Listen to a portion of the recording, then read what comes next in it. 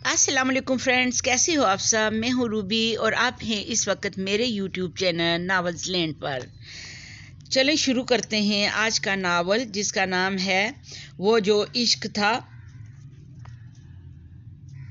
तारीर है नाजिया कंवल नाजी की और आज इसकी किस्त नंबर 4 में पढ़ने जा रही हूँ। तो चलो शुरू करते हैं। खुद अपनी आग में जलता कहाँ है, पराई आग में जलता रहा मैं।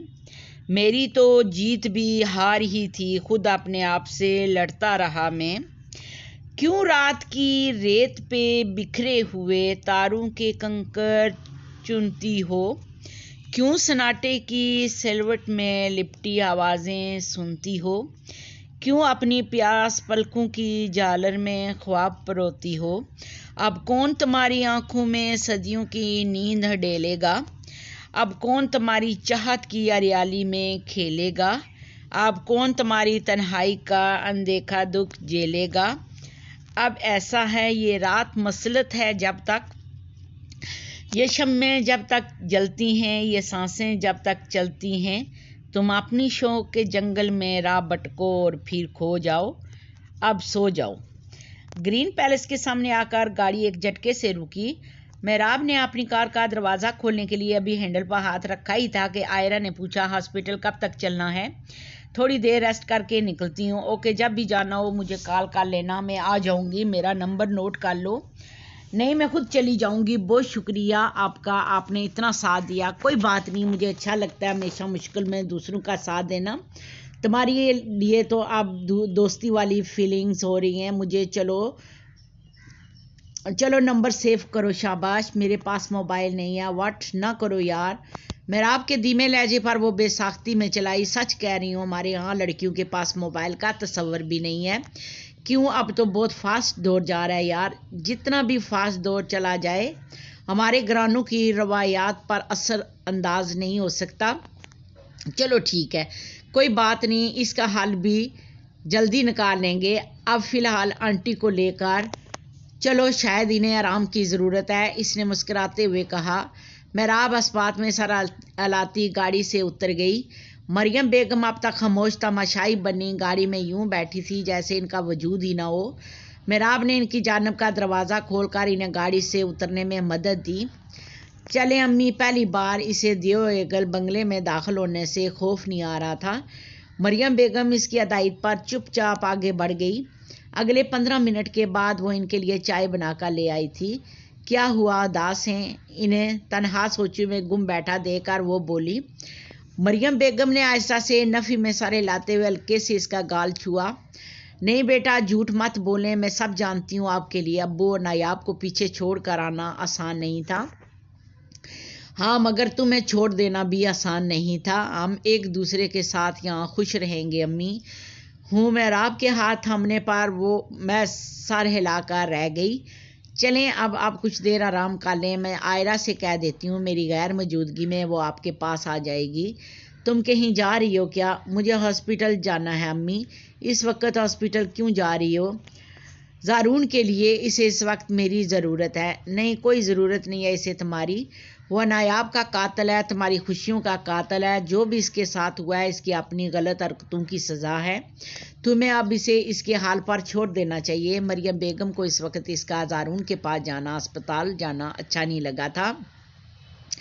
नहीं अम्मी, ये वक्त ऐसी बातों का नहीं है। बहुत बुरी हालत है ज़ारून की। इस हाल में अगर मैं इस जैसी बेहिस बन जाऊंगी तो मेरे और इसके दरमियान का क्या फ़र्क रह जाएगा। मेहराब ने अम्मी का हाथ अपने हाथों में लेते हुए कहा, मैं कुछ नहीं जानती। वो लड़का अब तुम्हारे काबिल नहीं है। पहले भी नहीं था, मगर मैं इसके साथ रह रही थी। अब तो आकम भी नहीं रहा। और फिर सबसे बड़ी बात, जिस मज़हब की मैं पैरोकार हूँ ना अम्मी, इस मज़हब में इंसानियत और ख़ुसूसी तौर पर शोहर के मकाम का दर्स बहुत वाजिया दिया गया है। अल्लाह के बाद अगर किसी को सजदे का हुक्म होता तो बीवियाँ अपने शोहरों को सजदा करती। मैं इसे सजदा नहीं कर रही, सिर्फ इसकी मदद कर रही हूँ। क्या आपने ये नहीं सिखाया हमें? मेहराब ने अम्मी को कायल करना चाहा। मरियम बेगम इस बार खामोश रही। इनकी बेटी अपना फ़र्ज़ निभा रही थी जिसे वो इसे बाज नहीं रख सकती थी। बल आखिर वो अम्मी को कायल करने में कामयाब होगी और इनकी इजाज़त से इन्हें तसल्ली देकर निकली तो शाम के 4 बज रहे थे। कलाई पर बंदी रेस्ट वॉच पर वक्त देखते हुए इसने पास से गुजरता रक्षा रोका और अस्पताल के लिए रवाना होगी। जिस वक्त वो अस्पताल पहुंची, आसमान काले स्याह बादलों से घिरा हुआ था। रक्षे वाले को मतलूबा किराया देकर वो कदरे तेज कदमों से चलती। जूं ही ज़ारून के कमरे के बाहर पहुंची तो अंदर से आती ज़ारून के बड़े भाई की तेज आवाज़ ने इसके के कदम वही जगह लिए। खाक डाल दिया तुमने हमारे सरों में, किस मुंह से आते यहाँ तुम्हारा हाल पूछने। सारे इलाके के सरदार नाराज हुए बैठे हैं तुम्हारी हरकतों पर। इन सब से तुमसे कता तलक की वार्निंग दे दी है। इसी सूरताल को देखते हुए तुमसे कहा था कि दफ़ा हो जाओ, यहाँ से कहीं चले जाओ, तब तक यहाँ हो, अख्तियार से काम लो, मगर नहीं। तुम्हें तो आदत है ना रंग बिरंगी तितलियों के साथ इधर उधर जग मारने की। अब देख लिया ना इस लापरवाही का नतीजा, पड़े रहना सारी ज़िंदगी इस बिस्तर पर लावारसों की तरह। किसी के पास इतना वक्त नहीं है कि तुम्हारे जख्मों पर फाए रखे। इसीलिए मैं महराब के दिल की धड़कन तेज़ हुई। बस यही सब कहने आए थे यहाँ। ज़ारून अब्दुर्रहीम ने एक गहरी सांस लेते हुए कहा, नहीं, जूते मारने आया था तुम्हें, मगर फ़िलहाल तुम्हारी हालत ऐसी नहीं है, इसलिए ज़बानी कलामी डांट से काम ले रहा हूँ। वो उल्लू की पट्टी जो भी है, अभी के अभी इसे फारग करो, इसे फिर तुम्हारे बारे में सोचते हैं क्या करना है। आपको कुछ करने की ज़रूरत नहीं भाई, वो लड़की अब खुद ही मुझसे जान छुड़ा रही है। चलो ये तो बहुत अच्छी बात है, तुम भी इससे अपनी जान छुड़वा लो। लेकिन इस बार ज़ारून ने भाई की बात का कोई जवाब नहीं दिया। बाहर दरवाजे के करीब खड़ी महराब खून के घूंट पी कर रह गई थी। चलो ठीक है, अब मैं चलता हूँ, मैं किसी चीज़ की ज़रूरत हो तो बता देना। तभी महराब के वजूद में कदम आगे बढ़ाने की जुर्रत पैदा हुई थी। अस्सलाम वालेकुम। इसके सलाम पर ज़ारून और लाला दोनों ने चूम कर इसे देखा। वालेकुम सलाम, कैसी हो? इसके सर पर भारी हाथ रखते हुए लाला ने इसकी खैरियत दरियाफ्त की। महराब सर झुकाए खड़ी रही। मैं ठीक हूँ लाला, आप कैसे हैं? करम है अल्लाह पाक का। ऐसा है कि मुझे अभी ज़रूरी काम है, मैं चलता हूँ। तुम ज़ारून का ख्याल रखो, अभी ये इस हालत में है, इसे तुम्हारी ज़रूरत है। जो भी इसने तुम्हारे साथ किया इसे भूल जाओ। बस इतना याद रखो कि ये तुम्हारा शोहर है, तुम्हें इसका ख्याल रखना है, इसका साथ देना है। मैं तुमसे राब्ते में रहूँगा। और हाँ, तुम्हें इस वक्त बिल्कुल भी परेशान होने की ज़रूरत नहीं। जी लाला। लाला की लंबी चौड़ी अदायत के जवाब में वो महज यही कह सकती थी। जवाब में वो इसका सर थपाते हुए बाहर निकल गए। महराब ने देखा ज़ारून का चेहरा काफ़ी पीला और बेरौनक सा हो रहा था। आंखों की चमक भी मांद पड़ गई थी। शायद इसका बहुत ज़्यादा खून बहा था। अब कैसी तबीयत है? बिस्तर पर इसके पाँव की तरफ बैठते हुए इसने ज़ारून से नज़र मिलाई, मगर वो नज़रें चुरा गया। ठीक हूँ, बड़ी जल्दी आ गई तुम। इसके यूं तंज़े अंदाज में शिकवा करने पर वो मुस्कुरा दी। सुबह आई थी, मगर तुम दवाओं के ज़ेरे असर सो रहे थे। किसके साथ आई हो? सवाल ऐसा था कि चंद लम्हों तक वो कुछ न बोल सकी। गजाला आई थी। चंद लम्हों की खामोशी के बाद इसने पूछा। महराब का सर नफ़ी में हिल गया। नए मुलाजिम को भेजा था इसने, इसी से पता चला। तुम्हें तो खुशी हो रही होगी, तुम्हारी बददवाएं रंग ले आई। जाने वो इसके अंदर से क्या खोजना चाह रहा था। महराब की नज़र फिर इसकी नज़रों से उलझ गई। तुम्हारी तरह खुदगार्ज और दूसरों का बुरा चाहने वाली नहीं हूँ मैं। अच्छा, फिर क्या मेरी हमदर्दी में यहाँ आई हो? नहीं, मेरी नज़र में तुम किसी की हमदर्दी के लायक नहीं हो। तुम्हारी नज़र में तो मैं मोहब्बत के लायक भी नहीं हूँ। जी हाँ, फिर किस लायक हूँ मैं? अल्लाह बेहतर जानता है, जैसा करोगे वैसा भरोगे। ओ यानी मैंने जो बात के साथ किया इसी की सज़ा है ये? जी हाँ। फिर आप क्या करूं? जाकर माफ़ी मांगूं इससे? मांगनी तो चाहिए। शट आप। इसे गुस्सा आया तो महराब रुख फेर गई। क्या कहते हैं डॉक्टर, कब तक फारग करेंगे तुम्हें? क्यों, तुम क्यों पूछ रही हो? बात के जिक्र पर इसका लहजा तल्ख हो गया था। महराब खामोशी से इसे देखती रह गई। कोई वजह नहीं, वैसे ही पूछा। अभी 4-5 दिन लगेंगे, तुम चाहो तो यही रुक सकती हो, अकेली नहीं रह सकती तुम वहाँ। अकेली नहीं हूँ, अम्मी के साथ हूँ, अम्मी साथ है मेरे। वो कब आई? आज सुबह ही लाई हूँ लाल हवेली में। अब इनकी और मेरी कोई जगह नहीं रही। क्यों? चाचा जान ने मना कर दिया। जब तक तुम्हारे निकाह में हूँ मेरा हवेली में दाखिला बंद है। चलो अच्छी बात है, मेरे बगैर तुमने इधर जाकर करना भी क्या है? अब तो चाची भी यही हैं वहाँ। हाँ, मगर मेरे बाबा और बहन की कब्रें हैं वहाँ। तो क्या हुआ, कब्रों के साथ ज़िंदगी बसर नहीं होती? तुम कितने बेहिस इंसान हो ज़ारून अब्दुर्रहीम। बस ऐसा ही हूँ मैं। महराब के दुख को इसने हवा में उड़ा दिया। वो मैं जिसे देख कर रह गई। आह, चाची के साथ घर रहोगी तो यहाँ मेरी देखभाल कौन करेगा? वो अभी अपना ही सोच रहा था। महराब जो सारे रास्ते ये सोचती आई थी कि वो अंदर से टूट चुका होगा, गमज़दा होगा, इसका सामना नहीं कर सकेगा, तो ऐसा कुछ भी नहीं था। इस हादसे ने ज़ारून के रवैये में कोई तब्दीली नहीं की थी। پتہ نہیں کیا مطلب، پتہ نہیں مشہور ہوں، تمہارا میرا حق ہے تم پر، تو کیا کروں، اپنی ماں کو اکیلا چھوڑ دوں؟ تم اپنے پاس اپنی دوسری بیوی کو کیوں نہیں بلا لیتے؟ ویسے بھی تمہارے ساتھ اسی کی وجہ سے یہ سب ہوا ہے۔ اس نے اپنی بات پر زور دیتے ہوئے کہا، اس کی وجہ سے نہیں، تمہاری وجہ سے۔ نہ تم عباد عبداللطیف کو گھر بلاتی، نہ مجھے غصہ آتا اور نہ یہ سب ہوتا۔ میں نے گھر نہیں بلایا تھا اسے۔ اچھا، پھر اسے الہام ہوا تھا کہ تمہیں وہاں رکھا ہوا ہے میں نے؟ زارون نے غصے سے کہا، یہ تم اسی سے پوچھنا، اس سے پوچھنے کا تو بدلہ لیا ہے چچا نے۔ کیا مطلب ہے؟ حیران ہوئی۔ چھوڑ مطلب کو، تمہیں کیا لینا دینا ہے کس مطلب سے؟ اس نے بیزاری سے کہا۔ محراب نے کوئی جواب نہیں دیا۔ چند لمحوں کی خاموشی کے بعد اس نے پوچھا، لالا کیا کہہ رہے تھے؟ کچھ نہیں۔ کیا تمہاری دشمنی تھی کسی کے ساتھ؟ ہاں، محراب عبدالکریم کے ساتھ۔ محراب کی آنکھوں میں دیکھتے ہوئے اس نے کچھ اس انداز سے کہا کہ وہ اسے دیکھ کر رہ گئی، تم ساری زندگی نہیں سدھر سکتے، کبھی بھی نہیں۔ سدھر کے کرنا بھی کیا ہے؟ تمہاری نظروں میں تو ہمیشہ برا ہی رہوں گا میں۔ تمہیں فرق پڑتا ہے اس بات سے کہ میری نظروں میں تمہاری کیا حیثیت ہے؟ نہیں، بے ڈنڈائی سے اس نے کہا تو وہ کلس کا رہ گئی۔ تو پھر میرے بارے میں سوچنا چھوڑ دو۔ تمہیں کس نے کہا میں تمہارے بارے میں سوچتا ہوں؟ وہ لطف اندوز ہوتا اسے چڑھا رہا تھا۔ محراب اسے گور کر رہ گئی۔ چلو کروٹ بدلاؤ، مجھے ایک ہی سائڈ پر لیٹے لیٹے تھک گیا ہوں، اس نے عکمیہ انداز میں کہا۔ نرس کو بلا کر لاتی ہوں، اس نے بیزاری سے کہا۔ کیوں، تمہیں کیا مسئلہ ہے؟ کوئی مسئلہ نہیں، ابھی نیا نیا زخم ہے، احتیاط بہتر ہے، سہولت سے کہتی وہ کمرے سے نکل گئی۔ تقریباً 5 منٹ بعد نرس نے اسے کروٹ بدلا دی، ساتھ ہی نیند کا انجیکشن بھی دے دیا۔ وہ سو گیا تو محراب ڈاکٹر سے مل کر گھر آ گئی۔ مریم بیگم سو رہی تھی۔ محراب نے ان کی نیند خراب کرنا مناسب نہ سمجھا اور رات کے کھانے کی تیاری میں مصروف ہوگی۔ ابھی آٹا گوندھ رہی تھی کہ عائرہ چلی آئی۔ السلام علیکم، بلند آواز میں سلام کرتے ہوئے وہ کچن میں آ گئی۔ محراب نے آٹا ڈھانپتے ہوئے پیچھے پلٹ کر دیکھا، پھر اس کے سلام کا جواب دیتے ہوئے آٹا فریج میں رکھ دیا۔ کیسی ہو؟ ہسپتال نہیں جانا؟ عائرہ نے پوچھا، لیکن وہ جواب دینے کے بجائے مسکرا دی۔ ٹھیک ہوں اور اسپتال سے ہو کر آئی ہوں۔ واقعی؟ جی ہاں۔ کمال کر دیا یار، بتایا ہی نہیں۔ کیسے بتا لی؟ موبائل نہیں ہے میرے پاس، بتایا تھا تمہیں، اس لیے رکشہ لے کر چلی گئی ہوں۔ کیسی طبیعت ہے تمہارے شوہر کی؟ پہلے سے بہتر ہے۔ اس وقت کون ہے اس کے پاس؟ کوئی بھی نہیں۔ کیوں؟ فریج سے سیب نکال کر صاف کرتے وہ حیران ہوئی جب محراب نے بتایا گھر والے ناراض ہیں اس سے، اور اس کی دوسری بیوی وہ بھی چھوڑ رہی ہے اسے۔ تمہیں کیسے پتا؟ اپنے بھائی کو بتا رہا تھا وہ۔ ظاہر سی بات ہے، وہ کیوں رہے گی اس کے ساتھ؟ وہ اب اس کے کسی کام کا جو نہیں رہا۔ سیب کا بڑا سا ٹکڑا داندوں سے کاٹتے ہوئے اس نے کہا۔ محراب رخ پھیر گئی، تبھی وہ بولی، بہرحال پریشان ہونے کی ضرورت نہیں، فرد نے تمہارے شوہر کی رپورٹس باہر بھجوائی ہیں، اللہ رب العزت سے دعا کرو کوئی مثبت جواب آئے، انشاءاللہ تمہارا شوہر دوبارہ اپنے پاؤں پر کھڑا ہو جائے گا، انشاءاللہ۔ بے ساختہ اس نے کہا تو عائرہ مسکرائی۔ رات میں اسے تمہاری ضرورت پڑ سکتی ہے؟ ہاں، مگر میں امی کو اکیلا چھوڑ کر نہیں جا سکتی۔ تم امی کی فکر مت کرو، میں ہوں نا، میں ان کا خیال رکھ سکتی ہوں۔ تمہارے گھر والے اعتراض کریں گے؟ نہیں، کوئی اعتراض نہیں کرے گا، میں آنٹی کو اپنے گھر لے جاؤں گی، صبح جب تم واپس آؤ تو لے آنا ساتھ۔ اس نے مسئلے کا حل نکالا۔ محراب اس کی اس درجہ محبت پر متاثر ہوئے بغیر نہ رہ سکی۔ رات کا کھانا اس نے وقت سے پہلے ہی تیار کر لیا تھا۔ مریم بیگم سو کر اٹھی تو اس نے کھانا لگا دیا۔ اسے بھوک نہیں تھی، مگر پھر بھی صرف مریم بیگم کی خاطر اس نے ان کا ساتھ دیا۔ کھانے کے برتن سمیٹ کر وہ مریم بیگم کو بتا کر اسپتال کے لیے روانہ ہو گئی تھی۔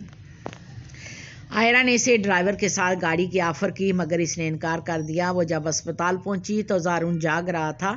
اسے کمرے میں داخل ہوتا دیکھ کر اس نے خفگی سے رخ پھیر لیا۔ السلام علیکم، محراب نے اس کے قریب بیٹھتے ہوئے کہا۔ اب کیسی طبیعت ہے؟ چند لمحوں کی خاموشی کے بعد اس نے پوچھا، لیکن زارون نے کوئی جواب نہیں دیا۔ پتہ نہیں کیوں۔ کیا ہوا؟ کوئی آیا تھا کیا؟ تم سے مطلب کوئی آئے کوئی جائے، یا میں اکیلا یہاں پڑا بے بسی سے سڑتا رہوں؟ تم کون ہوتی ہو پوچھنے والی؟ اس نے خفگی سے کہا۔ محراب کے لبوں پر بے ساختہ مسکراہٹ بکھر گئی۔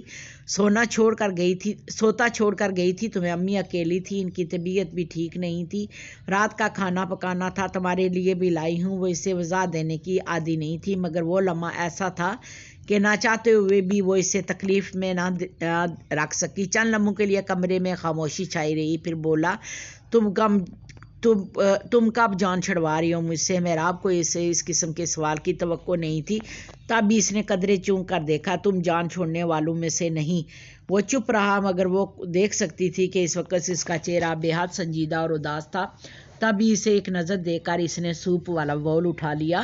چلو اٹھ کر بیٹھو، تھوڑا سوپ پی لو، طبیعت بحال ہو جائے گی۔ میرا موڈ نہیں ہے، پیٹ بھرنے کے لیے موڈ کی نہیں، بھوک کی ضرورت ہوتی ہے، بھوک بھی نہیں ہے۔ کیوں؟ پتہ نہیں، اس طرح تو تم کبھی ٹھیک نہیں ہو سکتے۔ کس طرح یوں خود کو بھوکا اور پریشان رکھ کر؟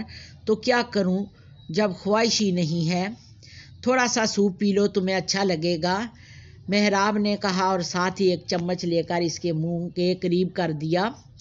زارون اس بار اسے منع نہیں کر سکا۔ کیا بہت پیار کرتے ہو اس لڑکی سے؟ سوپ پلانے کے دوران اس نے پوچھا تو وہ چونکا۔ کس لڑکی سے؟ وہی جس کی محبت میں اس حال کو پہنچے ہو۔ جانے دو، اس کے اندر سے کیا کھوجنا چاہ رہی تھی؟ زارون کی نظریں اس کے شاداب چہرے پر جم گئی۔ ہاں، بہت پیار کرتا ہوں۔ کیا فائدہ، وہ تو چھوڑ گئی تمہیں۔ اب تم جلو گڑو مرو بھوکے رہو، اسے کوئی فرق نہیں پڑتا۔ تمہیں فرق پڑتا ہے؟ اس کے دیکھنے کے انداز میں کوئی فرق نہیں آیا۔ ہاں، مجھے تو پڑتا ہے۔ شدید نفرت کے باوجود اس حال میں اکیلا نہیں چھوڑ سکتی تمہیں۔ کیوں؟ بس ضمیر اجازت نہیں دیتا۔ دل تو چاہتا ہوگا بدلہ لینے کا۔ ہاں چاہتا ہے، مگر بدلے کی آگ پر اللہ کا خوف غالب آ جاتا ہے۔ وہ ذہین تھا، مگر محراب ہمیشہ اپنے لفظوں سے اسے لاجواب کر دیتی تھی۔ اس وقت بھی یہی ہوا تھا۔ چند لمحے پھر خاموشی کی نظر ہو گئے، پھر وہ بولا، تم چاہو تو میں اب تمہیں آزاد کر سکتا ہوں۔ کیوں؟ محراب نے اس کی آنکھوں میں دیکھتے ہوئے حیرانگی سے پوچھا۔ زارون نے کوئی جواب دینے کے بجائے لمبی سرد آب بھر کر رخ پھیر لیا۔ تمہارے قابل جو نہیں رہا، اب قابل تو پہلے بھی نہیں تھے۔ پہلے کی بات اور تھی، اب تو تمہاری حفاظت بھی نہیں کر سکتا ہوں۔ صحیح کہا تم نے، مگر میں اب آزاد ہو کر جاؤں گی کہاں؟ کوئی در، کوئی راستہ کھلا چھوڑا ہے تم نے میرے لیے؟ میں تو سانس بھی نہیں لے سکتی، کھل کر جینا تو بہت دور کی بات ہے۔ پھر اب کچھ نہیں، بس اپنی پرواہ کرو۔ ایک معمولی سے حادثے کی وجہ سے تمہیں انسان بننے کی کوئی ضرورت نہیں۔ اس کے لفظوں میں کڑواہٹ تھی۔ زارون اسے دیکھتا رہ گیا۔ اگلے 2 روز کے بعد اسے اسپتال سے فارغ کر دیا گیا تو محراب نے سکھ کی سانس لی۔ غزالہ نے عدالت میں خلا کے لیے کیس دائر کر دیا تھا۔ زارون کو خبر ہوئی تو وہ دیر تک ہنستا رہا۔ محراب اس کے کمرے کی صفائی کے لیے آئی تو اس نے اپنے قریب بلاتے ہوئے کہا، بات سنو۔ صفائی کرتے محراب کے ہاتھ رک گئے اور وہ اس کے قریب آ کر بولی، ہوں کہو۔ اگر میں کبھی ٹھیک نہ ہو سکا تم کیا کرو گی؟ وہی کروں گی جو اب کر رہی ہوں، اس نے دو بدو جواب دیا۔ وہ مسکرا دیا۔ سوچ لو، بہت مشکل سفر ہے، پہلے سے زیادہ مشکل نہیں ہے۔ وہ کیوں؟ پہلے ہر وقت حساب پر سوار رہتے تھے، اب چلو سکون سے ایک ہی کمرے میں تو ٹکے رہتے ہو۔ اس کا جواب ایسا تھا کہ وہ کھل کر ہنسے بغیر نہیں رہ سکا۔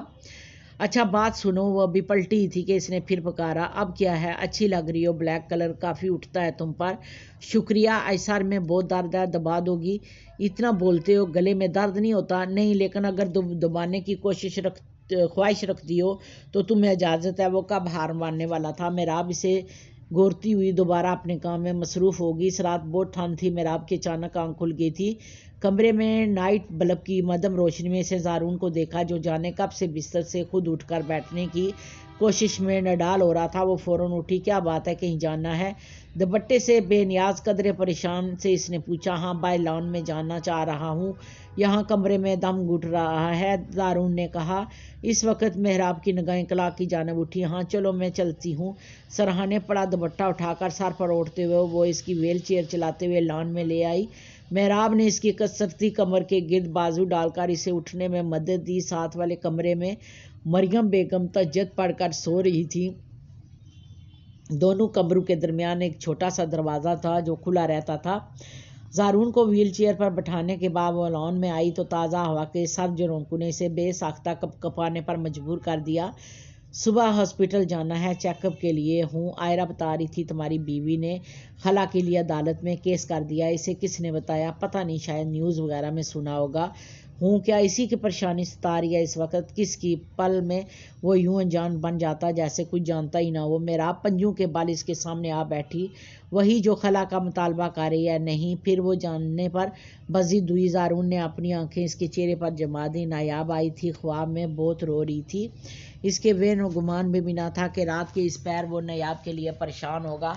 پچھلے چند روز سے وہ مسلسل خواب میں آ رہی ہے. میں بہت زیادہ گلٹ محسوس کر رہا ہوں. سچ کہوں تو بہت پچھتاوا ہے. کبھی کبھی خود سے گھن آنے لگتی ہے. میرا بالکل بھی ارادہ نہیں تھا اس کی موت پلان کرنے کا، مگر صورتحال ہی ایسی بن گئی تھی کہ خود کو بچانے کے لیے اسے موت کے گھاٹ اتارنا پڑا. زارون نے سر دہا بھرتے ہوئے کہا، کیوں ایسا کیا ہو گیا تھا کہ جسے چھپانے کے لیے اتنا گر گئے تھے تم؟ وہ ہارٹ ہوئی. زارون نے کرب سے آنکھیں میچ لی. بہت کچھ ہو گیا تھا. ضمیر مردہ ہو تو انسان شیطان کا بھی باپ بن جاتا ہے. میرا ضمیر بھی مردہ تھا. اپنی دولت اور مردانگی کے الزام میں کوئی گناہ نہیں لگتا تھا مجھے. نایاب کے دل میں میرے لیے کیا تھا مجھے یہ بھی نہیں پتا تھا. پتہ ہوتا بھی تو کیسے؟ میں تو شروع سے صرف تمہارے بارے میں سوچتا تھا. میری نظر میں اس تعلق کی کوئی اہمیت ہی نہیں تھی جو بڑو نے میرے اور نایاب کے درمیان باندھ دیا تھا. اس لیے یونیورسٹی میں جو لڑکی اچھی لگتی اسی کے پیچھے لگ جاتا تھا.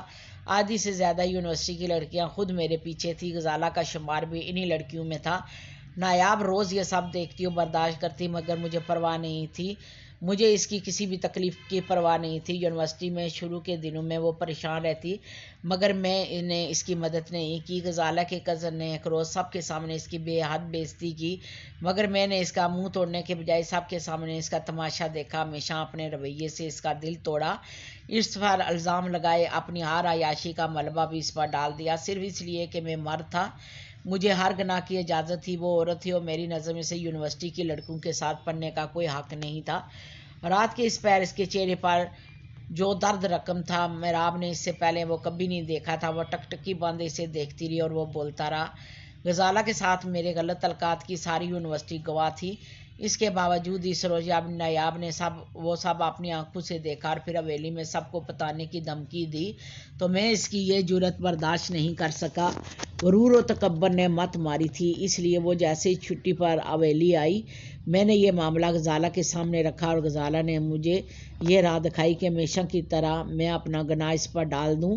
اس گناہ کے لیے اس نے اپنے کزن کو راضی کیا اور پھر اس سے پہلے کہ وہ حویلی میں میرے بارے میں کسی کو کچھ بتاتی، میں نے اور غزالہ نے اس کے کزن اور اپنے دوست سائم کو حویلی بلا لیا. نایاب جاگ رہی تھی. حویلی کی اونچی دیواروں اور خونخوار کتوں سے میں اسے بچا کر نایاب کے کمرے تک لایا تھا. میں نے ہی نایاب کے کمرے کی نشاندہی کی تھی. سارا پلان میرا تھا اور ویسے بھی میں کامیاب رہا جیسے میں نے سوچا تھا. حویلی کے بزرگوں کی آنکھوں پر غصے کے طوفان نے پٹی باندھ دی تھی. اس وقت وہی دیکھا گیا جو میں نے انہیں دکھانا چاہتا تھا، وہی سنا گیا جو میں سنانا چاہتا تھا. راتوں رات اس کی موت کے فیصلے پر عمل درآمد ہوا. اسے اپنی بے گناہی ثابت کرنے کا ایک موقع بھی نہیں ملا. میں تھک گیا ہوں. یہ سب سوچ سوچ کر میں ذلت کے گڑھے میں گر گیا ہوں. میراب، مجھے اس کی بددعا لگ گئی ہے. وہ آزردہ تھا جب اسے دنیا سے گئے ابھی بھی مہینوں ہو گئے تھے. میراب کا دل جیسے کٹ کر رہ گیا. نیاب کے ساتھ ہوئے ظلم کی کہانی نے اس کے زخم جیسے پھر سے ہرے کر دیے تھے. وہ اٹھی اور نفرت سے بھرپور ایک نگاہ اس کے مفلوج وجود پر ڈالتے ہوئے اندر اپنے کمرے کی طرف بڑھ گئی. زارون اس کی نفرت بھری نگاہ پر کرب سے لب بیچتا شدت سے مٹھیاں بیچ کر رہ گیا.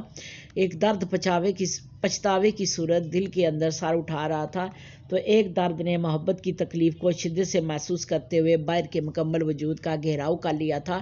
اب وہ کہاں جاتا؟ سانس تنگ ہو رہی تھی، گھٹن بڑھتی جا رہی تھی، مگر اس کے ہاتھ میں کچھ نہیں تھا. اگلے روز اس کا چیک اپ تھا، مگر وہ اس کے ساتھ اسپتال نہیں گئی بلکہ اسے آئرہ کے ساتھ اسپتال بھجوا دیا. زارون کے آپریشن اور علاج پر اچھا خاصا خرچ آیا تھا. تمام روپیہ میراب نے اس کے اے ٹی ایم سے ادا کیا. اب بھی وہ اس کے اے ٹی ایم سے ہی سارا خرچ کر رہی تھی، مگر کب تک؟ زارون کے بھائیوں اور دوستوں نے اس کی طرف سے مکمل آنکھیں پھیر لی تھی. اتنے دنوں میں کوئی خیریت پوچھنے بھی نہیں آیا تھا. خرچہ اٹھانا تو بہت دور کی بات تھی. اسی پریشانی میں الجھی وہ گھر پر بھی مختلف کاموں میں مصروف اس کے گھر واپسی کا انتظار کرتی رہی. شام ڈال چکی تھی جب وہ آئرہ کے ساتھ واپس آیا تھا. بجھا بجھا سا، اداس، بے رونق چہرہ، زندگی سے بیزار خوبصورت آنکھیں. میراب نے اس کا تفصیلی جائزہ لیا. کیا کہا ڈاکٹر نے؟ زارون کو مکمل نظر انداز کر کے اس نے آئرہ سے پوچھا. جواب میں وہ اپنی ویل چیئر گھسیٹتا وہاں سے چلا گیا. کچھ نہیں، پہلے سے بہتر ہیں. تمہارے شوہر وہ جو رپورٹس باہر بھجوائی تھی نا، ان کا بھی مثبت جواب آیا ہے. چلو اچھی بات ہے. دوبارہ کب چیک اپ کروانا ہے؟ اگلے ہفتے. ٹھیک ہے. تمہیں خوشی نہیں ہوئی؟ کس بات کی؟ تمہارے شوہر کی رپورٹس اچھی آئی ہیں یار. اس کا باہر علاج ہو سکتا ہے اور وہ اپنے پیروں پر پھر سے چل سکتا ہے۔ ہوں بات تو خوشی کی ہے مگر میرا دل خوش نہیں ہے، وہ جیے یا مرے میری بلا سے۔ ایسا کیوں؟ عائرہ نے حیرت سے اسے دیکھا۔ وہ میری بہن کا قاتل ہے، اس لیے مہراب نے اسے بتایا۔ واٹ؟ عائرہ کو شاک لگا۔ مہراب نے مختصر لفظوں میں اس کے ظلم کی مکمل کہانی اس کے گوش گزار دی تھی۔ یہ تو بہت برا ہوا یار، ایسے کون کرتا ہے زارون؟ عبدالرحیم پھر بھی اس کے ساتھ رہ رہی ہو تم سب سے پہلے تمہیں اس سے خلا لینی چاہیے۔ اس سے کیا ہوگا؟ وہ بھی رل جائے گا اور میں بھی۔ اس کا مطلب ہے تم نے اسے معاف کر دیا؟ نہیں، معاف نہیں کیا، بس قسمت کے ساتھ سمجھوتا کیا ہے۔ ایسے تو بہت مشکل ہو جائے گی یار، زندگی ایسے بسر نہیں ہوتی۔ زندگی بسر کرنے کی خواہش اب رہی بھی نہیں ہے۔ پھیکی سی مسکراہٹ لبوں پر پھیلاتے ہوئے اس نے بائیں ہاتھ کی چھوٹی انگلی سے پلکوں پر آئی نمی صاف کی۔ عائرہ چند لمحوں تک کچھ نہ بول سکی۔ جب اس نے پوچھا تم اس روز کس سی جاب کا ذکر کر رہی تھی؟ میرے انکل کی فیملی ہے، بہت اچھے انسان ہیں۔ انکل ریٹائر کرنل ہیں، ایک بیٹی تھی، اس کی شادی ہو گیا، اسے چھوٹا ایک بیٹا ہے۔ اس نے کسی عیسائی عورت سے جرمنی میں شادی کر لیا۔ کچھ عرصہ یہ میاں بیوی کا رشتہ قائم رہا، پھر دونوں میں علیحدگی ہوگی۔ اب وہ صاحبزادے پاکستان آ رہے ہیں تو انکل چاہتے ہیں کہ اس کے آنے سے پہلے انہیں کوئی اچھی کک مل جائے تاکہ گھر کا نظام چل سکے۔ تنخواہ کتنی ہوگی یہ تو نہیں پتہ، لیکن 25-30 سے اوپر ہی ہوگی۔ بیٹا کیسا ان کا؟ بہت خڑوس ہے، حسین سے حسین لڑکی کو نظر اٹھا کر نہیں دیکھتا۔ تو پھر تم بات کرو نا اپنے انکل سے، میرے لیے کر لوں گی، پہلے تم آنٹی سے بات کر لو، انہیں کوئی اعتراض تو نہیں ہوگا؟ نہیں، وہ اعتراض کرنے کی پوزیشن میں نہیں ہے۔ ٹھیک ہے، میں کل ہی انکل سے مل کر ساری بات کر لوں گی۔ بہت شکریہ عائرہ، تمہارے بہت احسانات ہیں مجھ پر، بس جانے دو اب چلتی ہوں میں، انشاءاللہ صبح ہوگی۔ ٹھیک ہے، بہت شکریہ۔ عائرہ اس وقت چلی گئی۔ رات کے کھانے کے دوران مہراب نے مریم بیگم سے بات کرنے کا فیصلہ کر لیا تھا۔ امی ایک بات کرنی ہے آپ سے۔ کھانا کھاتے ہوئے ہاتھ روک کر انہوں نے مہراب کی جانب دیکھا۔ میں جاب کرنا چاہتی ہوں کسی کے گھر، بس چند گھنٹوں کے لیے کھانا پکانا ہے۔ مہراب نے امی کو جاب کے متعلق بتایا۔ کیوں؟ ضرورت ہے امی، زارون کے آپریشن پر بہت پیسے لگے ہیں، علاج بھی چل رہا ہے، اسے باہر بھی بھیجنا ہے، پھر آپ بھی بیمار رہتی ہیں، آپ کی بھی خوراک اور دوائیوں کے لیے پیسے چاہیے۔ زارون کے اکاؤنٹ میں اب زیادہ پیسے نہیں ہیں، آج نہیں تو کل مجھے یہ کرنا ہی ہے۔ ہمارے خاندان میں آج تک ایسا کسی نے نہیں کیا بیٹا، اور پھر زارون کو پتہ چل گیا تو ویسے بھی جان لے لے گا تمہاری۔ اب وہ جان لینے کی پوزیشن میں نہیں رہا امی، ویسے بھی مجھے اس کی کوئی پرواہ نہیں، ایسا مت کرو۔ اب جیسا بھی ہے تمہارا شوہر ہے وہ، انہوں نے مہراب کو سمجھانا چاہا، وہ میری بہن کا قاتل ہے امی، میں ساری عمر اس کا یہ گناہ معاف نہیں کر سکتی۔ میں جانتی ہوں، مگر اس کا اور اللہ کا معاملہ ہے، جس نے دنیا میں جو بھی اچھا برا کیا اس کا حساب اسے آخرت میں اللہ کو دینا ہے۔ تم اپنا اور اس کا رشتہ دیکھو، تمہاری اس کی وجہ سے کوئی پکڑ نہ ہو میری بچی۔ مہراب کے سر پر ہاتھ رکھتے ہوئے وہ اسے سمجھا رہی تھی۔ وہ محض اس بات میں سر ہلا کر رہ گئی۔ رات کو مہراب کمرے میں آئی تو زارون جاگ رہا تھا۔ اس نے اس کے حصے کا کھانا اس کے قریب ہی رکھی میز پر رکھتے ہوئے کہا، کھانا کھا لو، دوا لینی ہے تمہیں؟ بھوک نہیں ہے مجھے، بہت مدھم لہجے میں اس نے سے جواب دیا۔ بھوک نہیں بھی ہے تب بھی کھا لو، دوا لینی ہے تمہیں، نہیں لوگے تو زخم کبھی ٹھیک نہیں ہوں گے۔ کوئی پرواہ نہیں، ہاں تمہیں کیوں پرواہ ہونے لگی؟ مزے سے بیٹھے بٹھائے ہر چیز جو مل رہی ہے، جب تک چلتے پھرتے تھے ناک میں دم کیے رکھا، پاپائی جو کر بیٹھ گئے ہو تو میری زندگی زیادہ مشکل کر دی ہے۔ آخر چاہتے کیا ہو تم؟ مہراب تلخ لہجے میں بولی۔ زارون کا چہرہ سرخ ہوا۔ چپ ہو جاؤ، چلاتی عورتیں پسند نہیں ہیں مجھے، تمہاری پسند مائی فٹ۔ اس کا لہجہ مزید سخت ہوا۔ زارون نے چپ سادھ لی۔ تمہارے بینک اکاؤنٹ میں اتنے پیسے نہیں ہیں کہ میں ساری عمر بیٹھ کر تمہاری دیکھ بھال کرتی رہوں۔ پہلے دن سے اب تک جتنے بھی پیسے تمہارے علاج پر لگے ہیں سب تمہارے ATM سے نکلے ہیں۔ ڈاکٹر فرت نے تمہاری جو رپورٹس باہر بھجوائی تھی ان کا رزلٹ بھی مثبت آیا ہے۔ اگر تم علاج کے لیے باہر جاتے ہو تو وہ بہت بڑی رقم کا تمہارے پاس محفوظ ہونا ضروری ہے۔ بتاؤ کیا کروں میں، کس سے جا کر بھیک مانگوں تمہارے لیے؟ اس نے باب مشکل اپنے آنسو ضبط کرتے ہوئے کہا۔ زارون نے چند پل سے خاصی توجہ سے دیکھا، پھر پاس بلا لیا۔ ادھر آؤ میرے پاس۔ اس کا لہجہ کچھ ایسا تھا کہ وہ شدید کشمکش کا شکار ہونے کے باوجود اٹھ کر پاس چلی آئی۔ زارون نے اس کے پاس چلنے پر ہاتھ بڑھا کر کسی قیمتی متاع کی طرح اسے اپنے اندر سمیٹ لیا۔ زندہ ہوں، ابھی مفلوج ہوا ہوں، مرا نہیں ہوں جو اتنی مایوس ہو گئی ہو تم زندگی سے، وہ نرم لہجے میں بولا۔ مہراب کا دل بے ساختہ پوری شدت سے دھڑک اٹھا۔ تم کیا کر سکتے ہو اب؟ بہت کچھ کر سکتا ہوں ابھی، بس تم میرا ساتھ نہیں چھوڑنا پلیز، مجھے تم سے نفرت ہے زارون۔ کوئی بات نہیں، تمہاری اس نفرت کو محبت میں بدل دوں گا میں، مجھے تمہاری محبت کی ضرورت نہیں ہے، بیزاری سے کہتے ہوئے اسے الگ ہوئی، مگر زارون نے اس کا آنچل پکڑ لیا۔ مجھے تمہاری محبت کی ضرورت کا اس کا لہجہ آئندہ تھا، گمبھیر تھا۔ مہراب چند لمحے بیچ کر رہ گئی۔ دیکھو باہر کتنی ٹھنڈی ہوا چل رہی ہے، ابھی معذور نہ ہوتا تو تمہیں اپنے مضبوط بازو میں اٹھا کر بائی لان میں لے جاتا، ہم دیر تک واک کرتے، مگر فی الحال یہ ممکن نہیں ہے۔ تو ایسا کرو پلیز، تم یہاں میرے پاس بیٹھ جاؤ، تم دھیرے دھیرے میرے بالوں میں انگلیاں چلاؤ، مجھے نیند آ جائے گی۔ محراب لجاجت سے اس کے ہاتھ تھامتے وہ کتنی منت سے کہہ رہا تھا، مجھے ایسی باتیں اچھی نہیں لگتی، پلیز۔ اس کا ہاتھ انفر سے جھٹکتی وہ اس کے پاس سے اٹھ کر بیڈ کی دوسری جانب آگی۔ زارون اس کی اس درجہ بے اتنائی پر محض بت بنائے اسے دیکھتا رہ گیا۔ یہ تھی جی تو دوستو، یہاں ختم ہوتا ہے یہ خوبصورت سا ناول۔ آپ کو یہ ناول کیسا لگا کامنٹ سیکشن میں ضرور بتائیں۔ جلد ملیں گے ایک اور ناول کے ساتھ، تب تک کے لیے مجھے دیں اجازت اور اپنی دعاؤں میں یاد رکھیں۔ خدا حافظ۔